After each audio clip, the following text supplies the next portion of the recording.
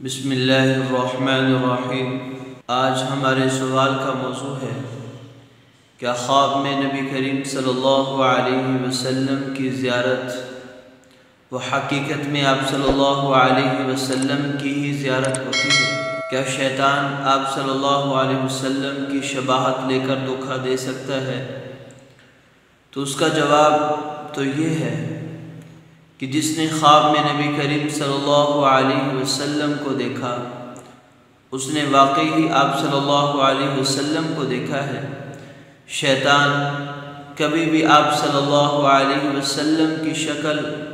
اختیار کر کے کسی کو دھوکہ نہیں دے سکتا۔ ہاں، البتہ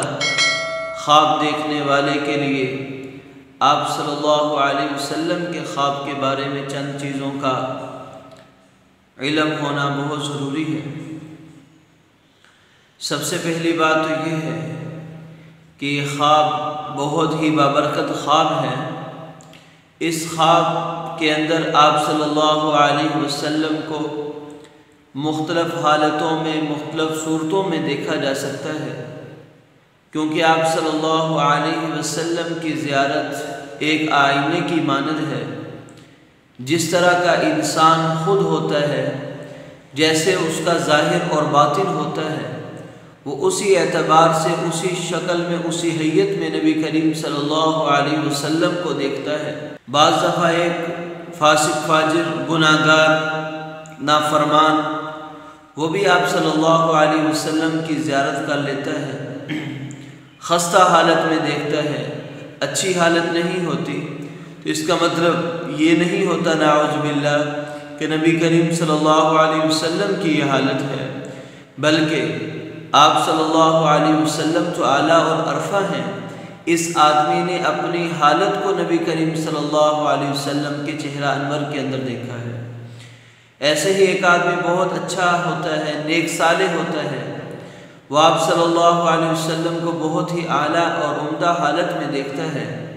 گویا اس نے اپنے اعمال اور اپنے باطن کا عکس آپ صلی اللہ علیہ وسلم کے چہرہ انور میں دیکھا۔ تو خواب میں آپ صلی اللہ علیہ وسلم کا مختلف حالتوں میں دیکھا جانا،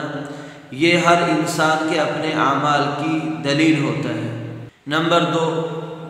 بعض دفعہ خواب وہ کسی تعبیر کا محتاج ہوتا ہے، یعنی دیکھنے والے نے خواب میں آپ صلی اللہ علیہ وسلم کو بہت عمدہ حالت میں دیکھا، اس کی تعبیر کچھ اور ہے۔ بعض دفعہ آپ صلی اللہ علیہ وسلم کو خستہ حالت میں دیکھا، اس کی تعبیر اور ہے۔ بعض دفعہ خوشی کے عالم میں دیکھا، اس کی تعبیر اور ہے، اور بعض دفعہ آپ صلی اللہ علیہ وسلم کو غمگین حالت میں دیکھا، اس کی تعبیر اور ہوتی ہے۔ تو ایک سوال یہ ذہن میں پیدا ہوتا ہے کہ جب اگر کسی نے آپ صلی اللہ علیہ وسلم کی زیارت کر لی تو اس کو کیسے معلوم ہوگا کہ واقعی اللہ کے نبی صلی اللہ علیہ وسلم ہیں؟ کیونکہ آدمی اس چیز کو پہچانتا ہے جس کو بیداری میں دیکھا ہو۔ اس آدمی نے تو بیداری میں آپ صلی اللہ علیہ وسلم کو دیکھا نہیں، تو اسے یقین کیسے ہوگا کہ واقعی ہی وہ اللہ کے نبی صلی اللہ علیہ وسلم ہیں؟ تو اس کا جواب یہ بنتا ہے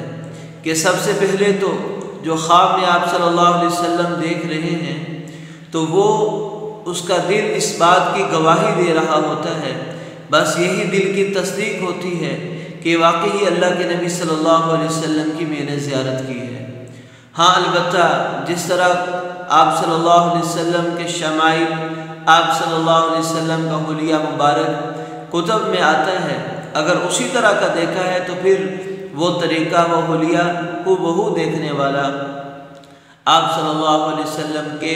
خواب میں دیکھے جانے کی تصدیق کر سکتا ہے۔ اب ایک سوال اور پیدا ہوتا ہے کہ اگر خواب میں کوئی شرعی حکم آپ صلی اللہ علیہ وسلم سے سنتا ہے تو کیا اس شرعی حکم کا نفاذ ہوگا؟ کیا اس پر عمل کیا جائے گا؟ تو اس کے بارے میں ایک دو باتیں ہیں۔ پہلی بات تو یہ ہے کہ خواب میں وہ نبی کریم صلی اللہ علیہ وسلم سے جو بھی شرعی حکم سنا جائے گا وہ اس پر عمل نہیں کیا جائے گا، اس وجہ سے کہ خواب کے اندر آدمی کے حواس معطل ہو جاتے ہیں۔ ہو سکتا ہے کہ اس نے خواب اچھے طریقے سے پوری طرح سے ضبط نہ کیا ہو، اسے خواب دیکھنے میں کمی بیشی ہو چکی ہو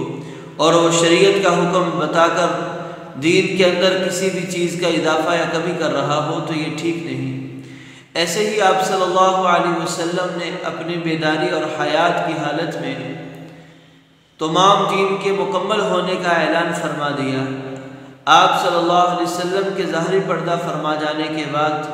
اب یہ گنجائش نہیں رہتی کہ خواب کے ذریعے کسی دین کے حصے میں اضافہ کیا جائے یا کمی کیا جائے۔ ہاں البتہ یہ ہو سکتا ہے کہ جو بھی خواب دیکھنے والا شریف خواب دیکھتا ہے، خواب میں کوئی وظائف سنتا ہے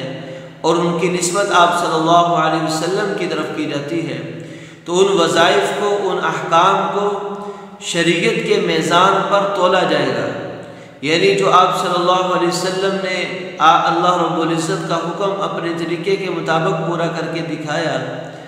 جس طرح کی بات ارشاد فرمائی، اس کو شریعت کے میزان میں تولا جائے گا کہ آیا یہ عمل واقعی آپ صلی اللہ علیہ وسلم نے جو حکم جس طرح طریقہ بتایا اسی کے مطابق ہے۔ اگر اسی کے مطابق ہے پھر عمل کر لینے میں کوئی حرج نہیں۔ جیسے کوئی دعا آپ صلی اللہ علیہ وسلم سے ثابت ہوتی ہے، اس دعا کو کوئی آدمی خواب میں آپ صلی اللہ علیہ وسلم سے سنتا ہے تو اس خواب والی دعا پر عمل کرنے میں کوئی حرج نہیں۔ ہاں اگر خواب میں کوئی ایسی نئی بات سنتا ہے یا کوئی نیا طریقہ سنتا ہے تو اس کو شریعت کے مطابق پرکھا جائے گا، اگر تو شریعت کے مطابق تو قبول کر لیا جائے گا، اگر شریعت کے مطابق نہیں تو اسے قبول نہیں کیا جائے گا۔ خواب میں نبی کریم صلی اللہ علیہ وسلم کی زیارت کا ہو جانا یہ بہت بڑی سعادت، خوش نصیبی کی بات ہے، لیکن اس وجہ سے کہ میں نے خواب میں نبی کریم صلی اللہ علیہ وسلم کی زیارت کر لی میں عند اللہ مقبول ہو گیا اور جس کو زیارت نہ ہوئی وہ مردود ہو گیا، ایسی بات نہیں، بلکہ اللہ کے ہاں مقبول اور مردود ہونے کا معیار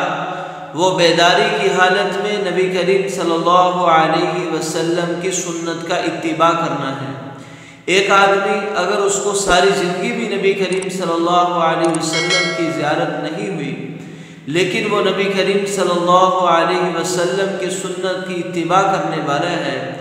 آپ صلی اللہ علیہ وسلم کی سنت کی پیروی کرنے والا ہے، تو یہ آدمی اللہ کے ہاں مقبول ہے۔ اور ایک آدمی ساری زندگی سنت کے خلاف گزاری، آپ صلی اللہ علیہ وسلم کے کسی طریقے کو نہیں اپنایا، فسق و فجور میں زندگی گزار رہا، اور عین ممکن ہے یہ بھی خواب میں آپ صلی اللہ علیہ وسلم کی زیارت کر لے تو یہ عند اللہ مقبول ہونے کی دلیل نہیں، بلکہ اگر اس کی ظاہری حیات دین سے دور ہے تو یہ عند اللہ مردود ہوگا، کیونکہ بیداری میں آپ صلی اللہ علیہ وسلم کی کتنے لوگوں نے زیارت کی، منافقین نے زیارت کی، کفار نے زیارت کی، کیا ان کا کفر کے ساتھ اور نفاق کے ساتھ، فسق و فجور کے ساتھ بیداری کی حالت میں زیارت کرنا کوئی فائدہ اس نے فائدہ دیا؟ جب زیارت زندہ ہونے کی حالت میں فائدہ نہیں دے سکتی تو آدمی خواب میں دیکھے تو کیسے مقبول ہو سکتا ہے؟ مقبولیت کا دار و مدار وہ اتباع سنت پر رکھا گیا ہے۔ یہ آپ صلی اللہ علیہ وسلم کے بارے میں خواب کا دیکھنا، اس کے بارے میں اگر کوئی آدمی سچ بولتا ہے تو بہت اچھی بات، بلکہ ہونا تو یہ چاہیے کہ اس طرح کے خواب کسی کو بتانے نہیں چاہیے۔ ہاں البتہ اگر کسی نے خواب دیکھا نہیں اور وہ جھوٹ بول رہا ہے کہ میں نے خواب میں نبی کریم صلی اللہ علیہ وسلم کی زیارت کی ہے تو یہ بہت بڑا بہتان ہے جو جناب نبی کریم صلی اللہ علیہ وسلم پر لگا رہا ہے۔ یہ آپ صلی اللہ علیہ وسلم پر بہتان باندھ کر اپنی دنیا اور آخرت دونوں برباد کر رہا ہے۔ اس لیے کبھی بھی آپ صلی اللہ علیہ وسلم کی ذات پر نہ تو اپنی بات کے ذریعے کوئی بہتان لگانا چاہیے، نہ خواب کے ذریعے لوگوں میں اپنی عقیدت اور چرچا حاصل کرنے کے لیے کوئی ایسی بات اڑانی چاہیے تاکہ آدمی دنیا آخرت کے خسارے سے بچ سکے۔ اب سوال پیدا ہوتا ہے کہ خواب میں نبی کریم صلی اللہ علیہ وسلم کی زیارت کرنے والا وہ صحابی کہلایا جائے گا؟ تو یہ بات سمجھ لینی چاہیے، جس آدمی نے خواب میں نبی کریم صلی اللہ علیہ وسلم کی زیارت کی وہ صحابی نہیں ہو سکتا، کیونکہ صحابی ہونے کے لیے یہ شرط ہے کہ وہ بیداری کی حالت میں، ایمان کی حالت میں نبی کریم صلی اللہ علیہ وسلم کی زیارت کرے، پھر اسی حالت پر ساری زندگی برقرار رہے اور موت بھی اسے ایمان کی حالت میں آئے، وہ صحابی کہلاتا ہے۔ خواب میں آپ صلی اللہ علیہ وسلم کی زیارت کرنے والے کو صحابی نہیں کہہ سکتے۔ بڑے سے بڑا قطب ہو یا ابدال یا غوث ہو، وہ ادنا سے ادنا درجے کے صحابی کے مرتبے کو نہیں پہنچ سکتا۔ ایسے ہی سوال پیدا ہوتا ہے، کیا کوئی کافر غیر مسلم نبی کریم صلی اللہ علیہ وسلم کو خواب میں دیکھ سکتا ہے؟ تو دیکھ سکتا ہے۔ بعض دفعہ آپ صلی اللہ علیہ وسلم خواب میں اس لیے دکھائے جاتے ہیں تاکہ وہ ایمان قبول کر لے، فاسق فاجر کو اس لیے دکھایا جاتا ہے تاکہ وہ نیک اعمال کی طرف آ جائے۔ تو